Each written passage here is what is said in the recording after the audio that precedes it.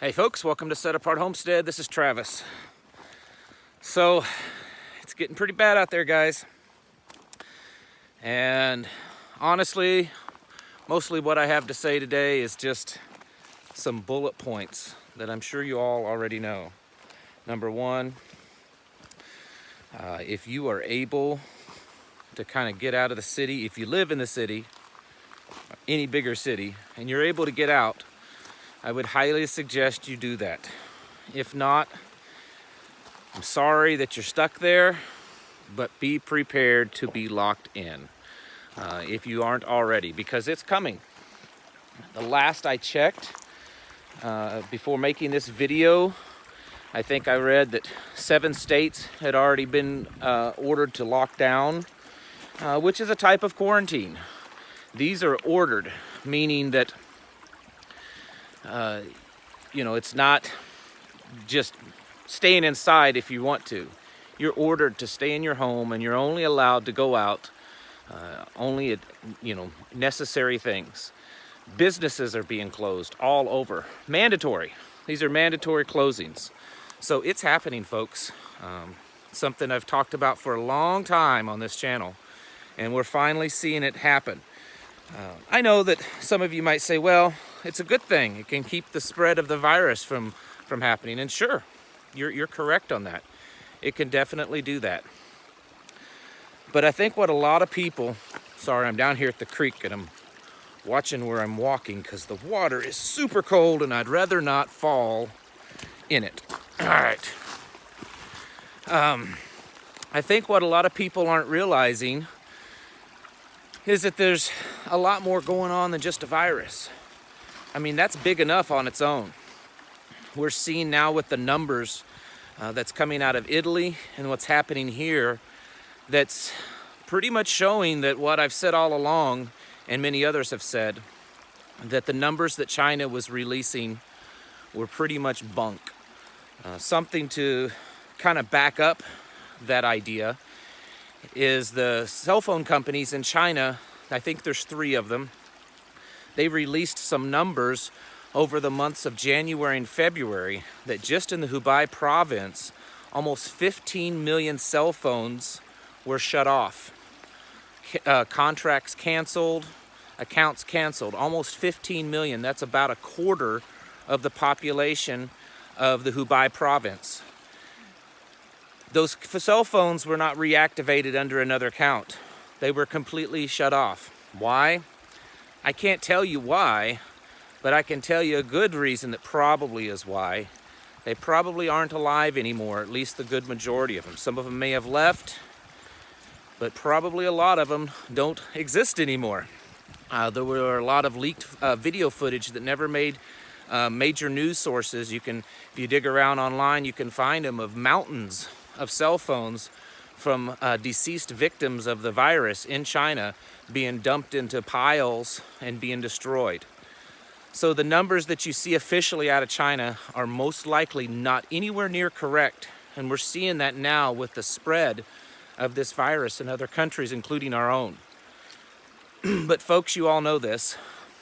The virus is only a small part of what we have to worry about. This is going to hit us in waves. The first wave after this virus, or during this virus, is the economic crash.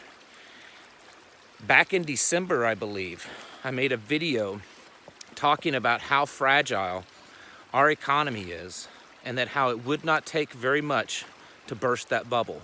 This is nothing new to you folks. You all know this. And now it's happening. The stock market is in a constant downward spiral. Other markets, the dollar value, bond markets, everything. And you know what the solution to all this is? The Fed dumps $1.5 trillion into the market. They lower the interest rates to 0. And now our federal government is talking about up to $2.5 trillion relief package of money being sent to individuals. There are also talks of suspending mortgages and rent and utilities and student loans and car loans, things like that. There's talks of bailouts to the airline companies and other industries that are suffering because of this. Do you really think that our economy can handle all of that? I mean, What's the solution here? Everybody stay home. Don't worry about working for however long it is. It's probably going to be more than a few weeks because there's already talk of it being until August. There's even whispers in news or experts and stuff saying that this could last for at least 12 months. So everyone's going to go home and not work. All these businesses, mom and pop local businesses, are going to close down. The government's going to send everyone money. No one has any bills to pay because the government's going to be dumping money that they don't have into everything, and we expect that the economy's going to survive that. So there's the economic crash that's coming. But then there's something even worse than that. There's what the government is going to do to save us all, right? Remember 9/11? After 9/11 happened, and we're not going to go into the details of 9/11 here, but after 9/11, what happened? Lots of wonderful legislation to combat terrorism. Oh, and also take away your rights. That's right. And I assure you, this virus and everything that's happening here in the United States and globally is way bigger than 9/11. So the laws, the legislations, the things that government, our government and other governments and all governments together are going to do are quite scary, I assure you. I don't know exactly what it is, but I have a pretty good imagination.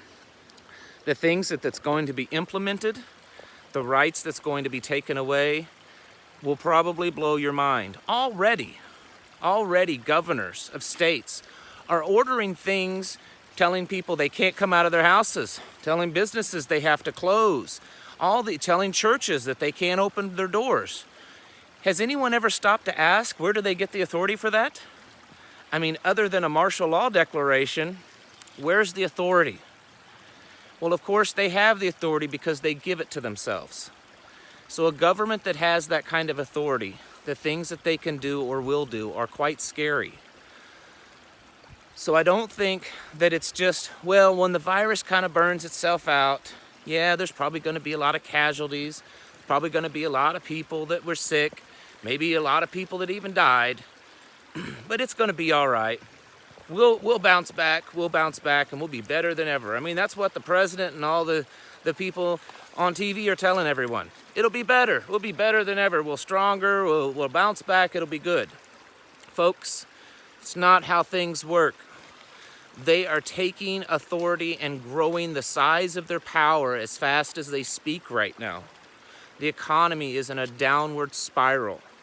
We're looking at something at least on par with the Great Depression, maybe even worse. The government is spending money faster than it's ever done before. And the talks of the amount of money, I mean, trillions and trillions of dollars on an economy that was already extremely fragile, on a dollar that was already on the verge of collapsing. We are hyperinflating our money. The next thing you're going to see is probably trillion-dollar bills being printed, right? So, you know, for those of you that watch my channel, I think you know, and I've had many of you say this, that I'm not the type of person to get on here and hype things up and make things bigger than what they are to instill fear. And it's just not my style. That's not how I am with my friends and family. I don't. I mean, I speak the truth, but I really try to not hype things up and make them bigger than they are.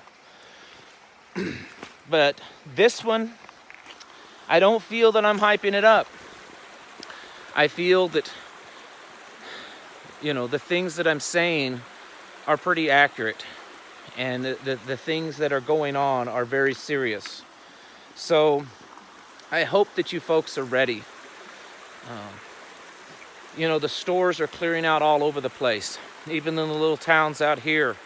I'm not going to tell you where we're at, which little town. I get people that all the time. Where you guys live? Where you at? Sorry, not going to tell you. But the little town nearest to us, and it's just a little hole-in-the-wall town. It's got a little tiny grocery store. And the manager the other day was saying that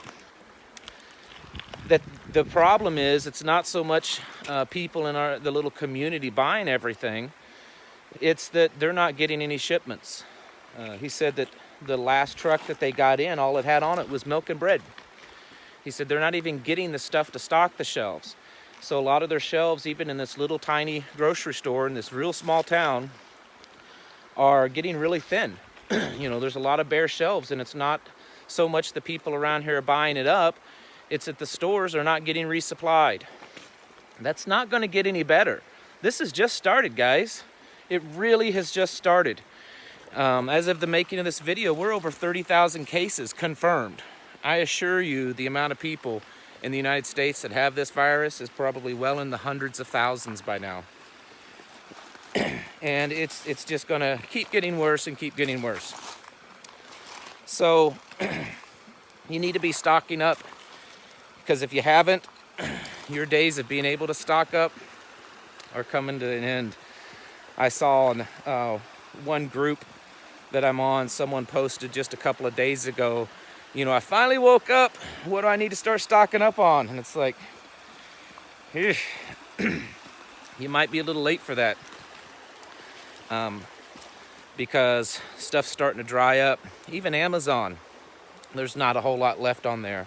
A few things, but it's getting really thin. Another thing I want to talk to you guys about, remind you, don't tell anyone what you have. The word hoarder is being used a lot. It's being used by government officials, scolding those of us that are hoarding supplies and keeping them from other people. Don't be telling people what you have, or that you're even a prepper. Don't be telling people where you're bugging out to, or where you have land at. Don't talk about that kind of stuff. You probably want to consider what you do online, because it was just a few days ago in the major news source, I believe it was CNN, reported that they've been working with Google, Facebook, Instagram, several other cell phone companies and social media to track people's whereabouts and the communications that they're talking about with coronavirus. They're tracking them on social media, they're tracking their text messages, trying to assess the ones that could possibly have coronavirus and know their whereabouts. What that tells me is they're monitoring everything you say and do, which we've all known that. We've all known that's what they do. But now they're just being open about it. They're monitoring what you say and do in regards to this coronavirus. So be very careful. If things work out like I suspect they will, with all this in the end, a lot of your freedoms are probably going to start vanishing. So you need to start being really careful about what you post, about what you say, the things that you talk about, and the groups that you're in.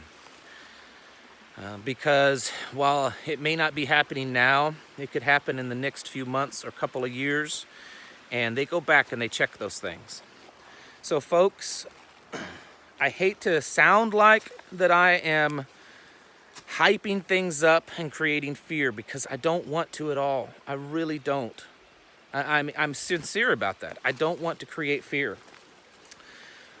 But to those of you, my faithful listeners, kind of like a family, I appreciate you viewing and appreciate your comments. And I say the things that I'm saying with real sincerity, that it's not just a virus that we're dealing with. It's economic problems that we're facing. And it's government growing so far out of control that your rights, your life, the society around us is going to look very different when this is all done. And they've said that. Officials from the White House for weeks have been saying that this is going to change life as we know it. And I'm not buying into the argument that the president is doing all this to do some kind of good and to end all the evil in the world. I don't buy that either. So all the times that we talk about preparedness plans on this channel, right now, you know, those plans that we talk about for if SHTF happens, you know, when the apocalypse happens, the end of the world as we know it, Teowaki, all that kind of stuff, folks, it's happening. I truly believe it's happening. And now's the time to start taking serious precautions. If you haven't already, you should have been. But if you haven't already, now is the time to do that. Get to places that you can get that are safe. And if you ended up having to stay with where you're at, start hunkering down. Watch who you talk to, what you say, because I think by the end of this, we're going to see not just the government, but also people, neighbors and stuff, coming out against folks like us that prepared ahead of time and already had the things that we needed to get through this. Think about what you see on Black Friday shopping. All the panic and the mayhem of people fighting over a TV. How much more do you think those people are going to fight when they're starving and hungry and scared and they know that you have something that they need? Think about that. There's already violence and riots and looting and stuff happening in other countries. And I'm sure it won't be much longer before it starts really happening here. So everyone, get ready for this. Get your hearts ready, your souls. Spend time in prayer. Use this to bring your family together and strengthen your family and strengthen your faith, because I assure you it needs it. All right. Well, you think I should jump in? I have no doubt that it's quite cold still. All right, folks. Well, thank you all for watching, and I'll catch you in the next video.